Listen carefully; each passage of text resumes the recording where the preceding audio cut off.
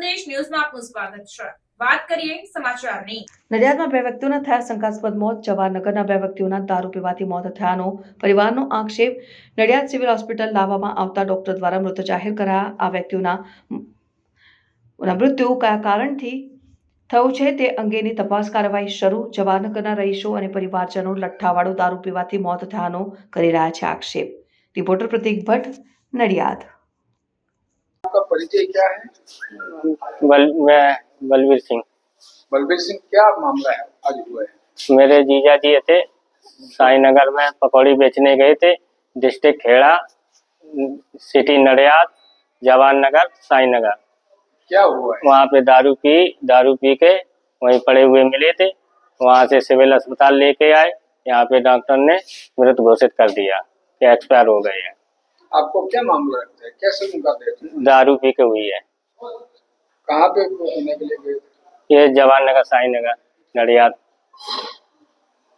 ठीक। तो परिचय શું છે? સરકારી નોકરી કરતા હતા, નિવૃત્ત થઈ ગયા। શું નામ છે આપનું? પીકે ચૌહાણ। પીકે ચૌહાણ, શું ઘટના બની? આ ઘટના એવી બની છે, મારા જે ભત્રીજો છે એ બહેરમુંગા હતા અને એ કાયમ માટે જવાહરનગર રેલવે ફાટક આગળ દુકાને જઈને એક ટોટલા પર બેસતો હતો અને વજન કરતો હતો। 2 રૂપિયા 1 રૂપિયા લઈને વજન કરતો હતો લોકોને અને દરરોજ સાંજના સમયે ત્યાં ગલીમાં જઈને દારૂ પીતો હતો અને પછી રાતે ઘેર આવતો હતો 10-11 વાગે। આજે શું ઘટના બની? આજે ઘટના એવી બની કે જે બનાવ બન્યો છે એટલે અમે એની નીચે ફોન નંબર લખેલો હોય છે અમારો ઘરનો।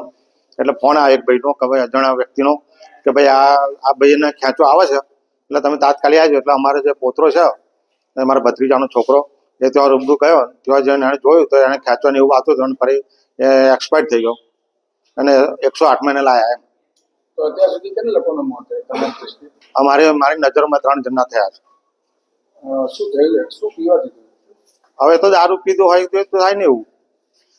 કઈ જગ્યા પર બીજા? અહીં બધા એક જ જગ્યાએ હતા। કઈ જગ્યા પર? એવું લોકોની વાયકા છે, મેં પ્રત્યક્ષ જોયું નથી એમ, પણ એ લોકોએ જે કહ્યું એ રીતે હું વર્ણન કરું છું।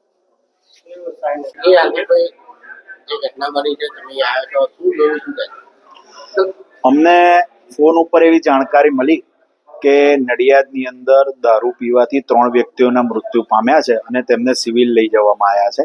એટલે અમે તાત્કાલિક સિવિલ આવતા સિવિલના ડોક્ટરોને મળ્યા અને તેમના પરિવારજનોને મળ્યા। પરિવારજનોના કહેવા પ્રમાણે કે તેમણે કોઈ એવું એક પ્રવાહી પીધું છે કે જેને કારણે તેઓ બેભાન થઈ ગયા। તેઓને તરત 108 દ્વારા હોસ્પિટલમાં લાવવામાં આવ્યા અને હોસ્પિટલમાં લાવ્યા। અહીંયા ડૉક્ટરને પણ પૂછ્યું ત્યારે એમને મૃત જાહેર કર્યા છે, પણ બહારથી એવું જાણવા મળેલ છે કે આ બધાએ દેશી દારૂ પીધેલો લાગે છે, જેને કારણે આ 3 મૃત્યુ થયું છે। જોવા જઈએ ને તો બેદરકારી એમાં અમુક પોલીસ કોન્સ્ટેબલો કે જે વહીવટદારો છે એમની એમાં જવાબદારી આવે। કદાચ ઉપરના અધિકારીઓને ધ્યાનમાં નહીં રાખીને આ લોકો આ ધંધા વર્ષોથી કરતા આવ્યા છે। ગઈકાલે પણ આવી ઘટના બની હતી, જે દારૂની મહેફિલ માણતા હતા અને એને અકસ્માત સર્જ્યો હતો એક કાર ચાલકે।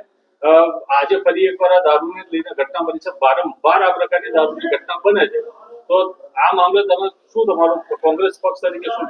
જો મારું કહેવું છે કે અત્યારે નડિયાદની અંદર રામકથાનું આયોજન કર્યું છે। દેશ વિદેશથી અને આજુબાજુથી લાખો લોકો અત્યારે નડિયાદમાં રામકથા સાંભળે છે। સંતરામ મહારાજની વિશ્વ વિખ્યાત પવિત્ર ભૂમિ છે, સરદાર પટેલની જન્મભૂમિ છે।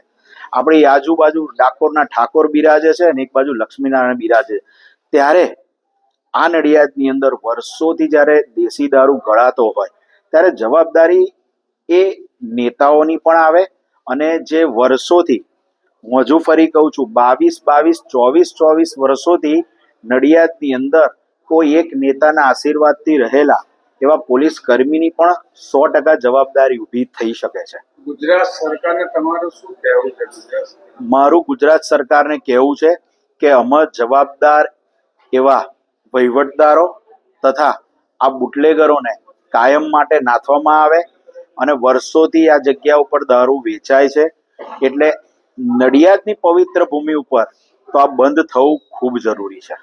પ્રાર્થના સંદેશ ન્યૂઝની તમામ લેટેસ્ટ અપડેટ્સ માટે ચેનલને હમણાં જ લાઈક, શેર અને સબસ્ક્રાઇબ કરો।